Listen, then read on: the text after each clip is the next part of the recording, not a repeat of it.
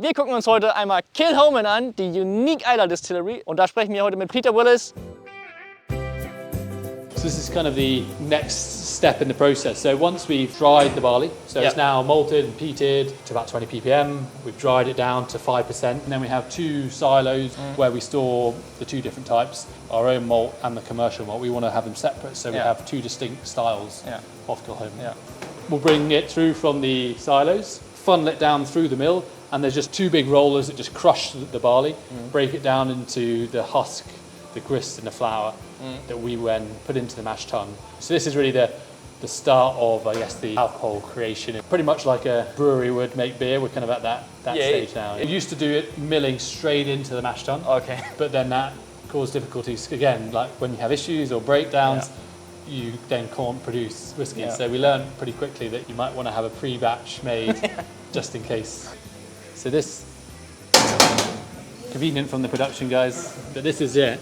You can see in here, so this is all the grist, the husk, the flour, so it's about really accessing those fermentable sugars. Distilleries can choose slightly different variations if they want, a bit heavier or a bit lighter or up for them, but it's generally not changed too much. It's pretty standard amongst most distilleries. And then this is the two different silos I was talking about, so we'll have 100% Islay barley in one and commercial malt in another. When we increase production, you kind of have a decision. Either you can just put in bigger stills, bigger mash tun, bigger fermenters and kind of use the same space, or you can do what we did, which is replicate. So we bought exactly the same stills again, same washback, same fermenters, because we wanted to keep the same style of spirit. It's a bit more expensive because now we have two teams running two sets, but we thought it was much more important to be able to have the same style of spirit. We do believe the size and shape of our stills make a big difference to the character of the whiskey. But we can have a look in the mash tuns. So this is one of the mash tuns here. We mentioned the yield a lot, so it's trying to get as much sugars to make as best use of that barley you can. This is all about extracting sugars.